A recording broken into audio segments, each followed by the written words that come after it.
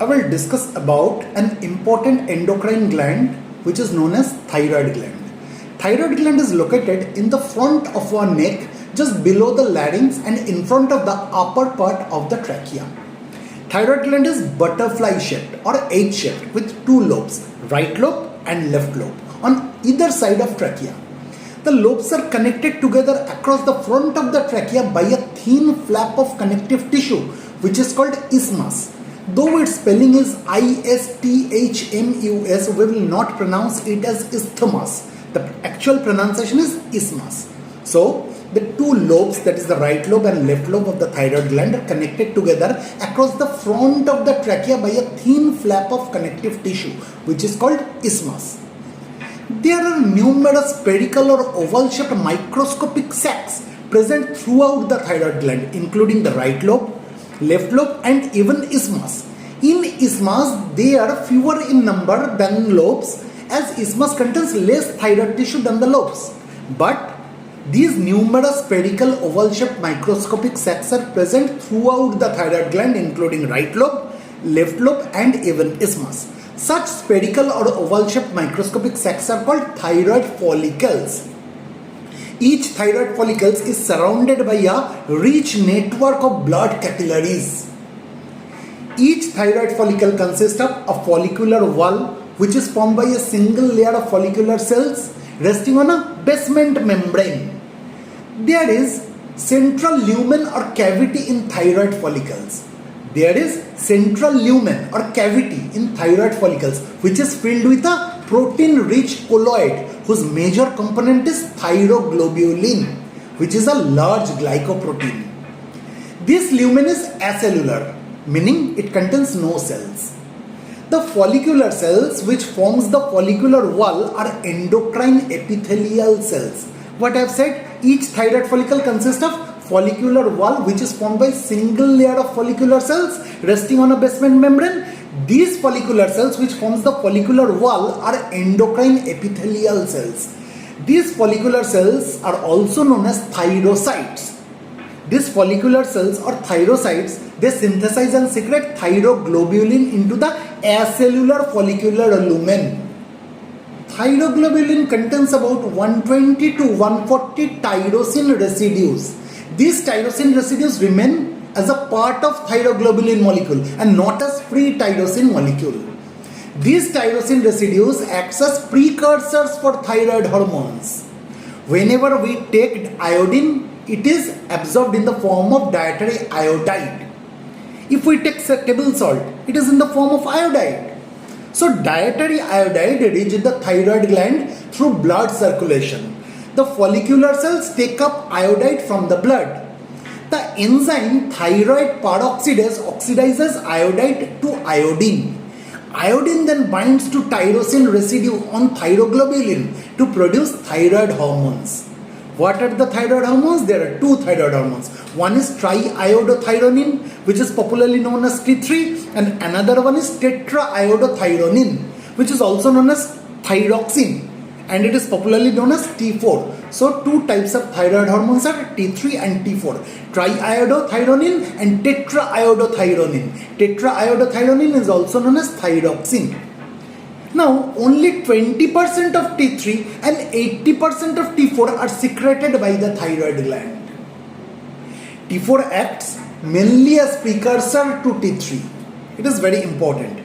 T4 acts mainly as a precursor to T3. That means in target tissues, T4 is converted into T3. Here it needs to be mentioned that T3 is about 3 to 5 times more potent than T4. However, T3 and T4 have essentially the same physiological functions because T4 exerts most of its effect after conversion to T3. Thus, T3 is the biologically active and more potent hormone. So, in a single sentence we can say that the follicular cells synthesize T3 and T4. If you go by NCERT for appearing for a NEET undergraduate examination, you will find this single line. The follicular cells of thyroid gland synthesize T3 and T4. They didn't discuss anything about the details of this, which I have already discussed with you. Here we can conclude that as iodine is essential for synthesis of thyroid hormones, its deficiency in our diet results in hypothyroidism. Thyroid hormones play an important role in regulation of basal metabolic rate, that is BMR. These hormones are also responsible for the development and maturation of central nervous system in fetus and children. Thyroid hormones regulates carbohydrate, fat and protein metabolism. Thyroid hormones indirectly control menstrual cycle. So, whenever a patient with a thyroid disorder goes to a doctor, the doctor generally asks a female patient that whether you are facing any problem in menstruation. So, thyroid hormone indirectly control menstrual cycle. So, a patient suffering from hypothyroidism or hyperthyroidism or any thyroid disorder, they might have a menstrual problem. Thyroid hormones stimulate and support erythropoiesis, that is the process of production of RBC. Thyroid hormone increase heart rate and cardiac output. Although thyroid hormones influence the maintenance of water and electrolyte balance, but they are not the primary regulators. Why I have mentioned this? Because in NCERT, this function is also mentioned as the function of thyroid hormones. They have mentioned thyroid hormones influence the maintenance of water and electrolyte balance. But you should know that, yes, thyroid hormones obviously influence the maintenance of water and electrolyte balance, but they are not the primary regulators. Thyroid hormones, that is T3 and T4, are grouped under iodothyronine hormones. They are grouped under iodothyronine hormones. Just we have discussed about the various classification of hormones like peptide hormones. Thyroid hormones are grouped under the class iodothyronine hormones.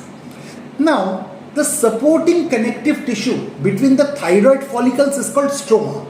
The supporting connective tissue between the thyroid follicles is called stroma. Stroma contains numerous blood capillaries, lymphatic vessels, nerves and fibroblasts.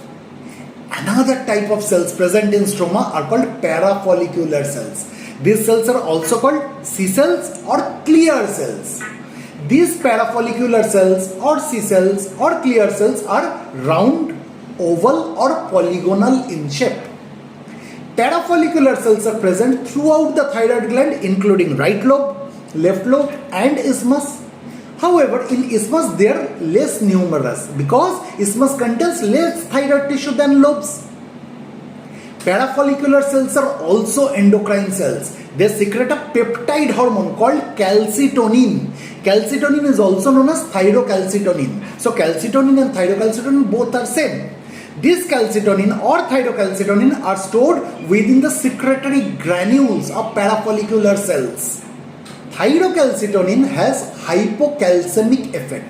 That means it lowers the calcium level in blood by depositing more calcium into the bones and reducing the reabsorption of calcium in kidneys, resulting in more calcium loss in urine. That means thyrocalcitonin or calcitonin has hypocalcemic effect. It lowers the calcium level in blood. When we will discuss about parathyroid gland after this part, we will see that the parathyroid gland secretes a peptide hormone called parathyroid hormone, which is also known as parathormone. This hormone increases the calcium level in blood. Thus it shows hypercalcemic effect, which is opposite to that of thyrocalcitonin. Thyrocalcitonin is hypocalcemic, but parathyroid hormone or parathormone, it is hypercalcemic. It is hypercalcemic. It shows hypercalcemic effect. Thus, thyrocalcitonin, which is secreted from the thyroid gland, and parathyroid hormone, which is secreted from the parathyroid gland, play a significant role in calcium homeostasis in blood. So this is all about thyroid gland, which you should know to appear to NEET undergraduate.